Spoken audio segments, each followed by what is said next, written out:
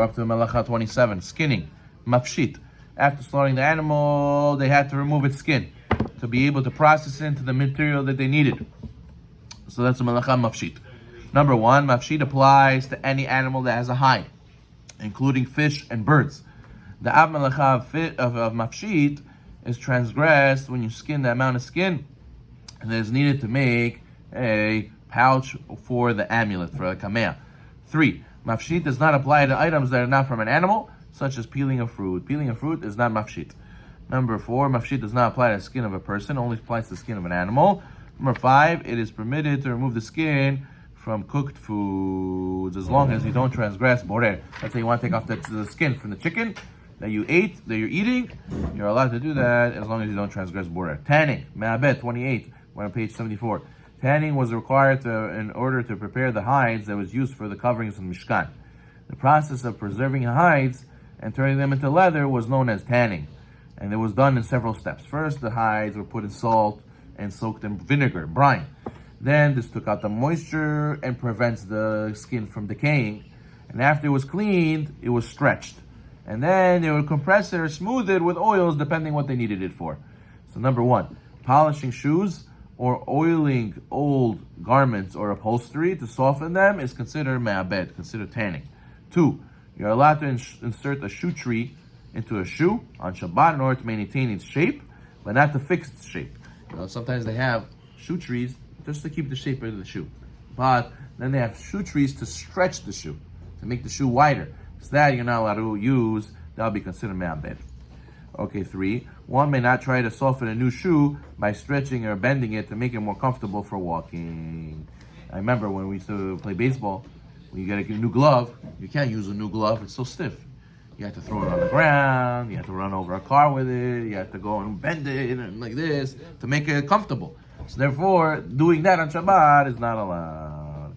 4, according to many poskim, prohibition of salting, preserving foods is related to bishul and not me'abed. So therefore, it'll come up over there in bishul. 29, Melacha number 29, Memareach. Memareach means smoothing. Okay, so the hides of the animals that they took from the Mishkan, they had to be scraped and smooth to remove all the hair and to remove all the bumps. So smoothing is the Melacha of Memareach. Okay, Memareach is not limited only to hides. Smoothing out any surface by scraping or sanding is also Memareach. So take let's say to have a piece of wood or a piece of metal that's bumpy and you smooth it out, that's Memareach. The Tolada of Memareach, the subcategory of Memareach is Memareach, which is smoothing out soft or pliable, something soft or pliable that can be pressed and molded. For example, let's say cream. We're going to see that cream is a soft and pliable item that can be spread out and smoothed out on a surface. That will be an issue of Memareach, which is smoothing something that's soft or pliable. Okay, good. Number 1. So Memareach, the Av Melacha, applies to things that are hard, and then Memareach applies to things that are soft. Number 1, one should not use steel wool on Shabbat to wash one's dishes, because the steel wool can smooth out rough surfaces on the dishes. Number 2, one may not scrape moist mud or thick grime from the sole of a leather shoe with a knife or other sharp edge, because scraping action has the effect of smoothing the leather. However, it's permissible to scrape your foot against the edge of a stone chair or a concrete curb. Let's say you stepped on dirt or mud and you want to go like this on the curb, on the street, you're allowed to do that on Shabbat. 3, you may not sharpen the blade of a knife or smooth out the rusted parts. Let's say you have a knife and the knife is not working. So you want to take out a sharpener and go like this, sharpen the knife. Asur on Shabbat. That's smoothing. That is Memareach. Now Memareach, what's the subcategory? Memareach, smoothing out a soft item. 4, it is biblically forbidden to mold substances that are solid but very pliant and they're able to be molded, right? So like creams are rabbinically prohibited, right? But liquidy substances are permitted to be used. That's something that's like an oil. It's not thick, so therefore it's mutar to be used on Shabbat as long as you're not healing yourself. Number 5, one may not plug a leak or a hole in a barrel with a lump of wax, because the wax will get smoothed out, and that's Memareach. Okay, 6, you're allowed to squeeze a cream out of a tube, let's say toothpaste, right? That's like a cream. You're allowed to squeeze it out of the tube, and it's not considered Memareach. 7, placing creams on a rash or for medicinal reasons is spoken about later chapter in treating illnesses. Basic halacha is like this. Creams and ointments that are entirely absorbed into the skin are allowed to be used for preventative measures. You hear this? Preventative. That means if my skin gets chapped, my hands get chapped, and I want to put cream on Shabbat, if my skin is not bleeding yet, and I'm not in pain yet, so then I'm allowed to put cream on my hands on Shabbat, as long as it gets absorbed in my skin. Okay, so regular hand cream gets absorbed in your skin. But to take, Vaseline, and to rub it on my hands, that stays. That doesn't really get absorbed in the skin. It's very thick. It doesn't get absorbed. So therefore, that'll be a sur. But let's say I have a cream that gets absorbed in the skin, but my hands are already bleeding. My hands already are in pain. I'm hurting. It's so much pain. Just to hold anything, to move my fingers hurts.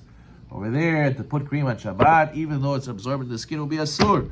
Why? Because it is considered a treatment of illness. That's not considered a permitted act on Shabbat. Just like taking medicine on Shabbat is not allowed. Even though you're in pain, you can't take a Tylenol, right? As long as you're not bedridden, you're not allowed to do any medicinal procedures on Shabbat.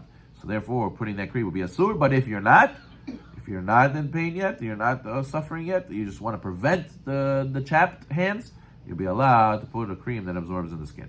Number 8. One may use regular toothpaste on Shabbat to brush one's teeth. However, it is praiseworthy if one can refrain from using such a toothpaste, and you should use mouthwash instead. Number 9.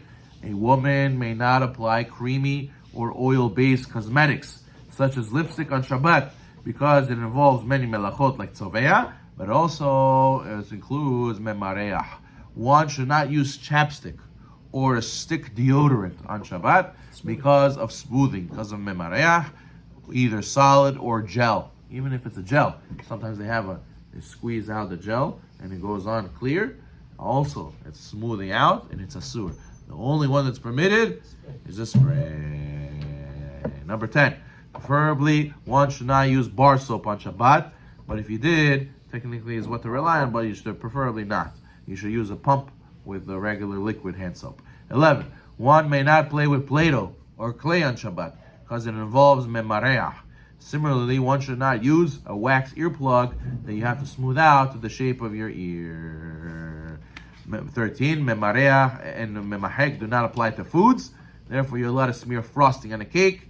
You're allowed to smooth the surface of tuna or egg salad. You may smear butter or avocado or banana on a piece of bread. Smoothing out food is never a problem. So you could spread the avocado, spread the butter, no problem whatsoever. We'll stop over here. Amen.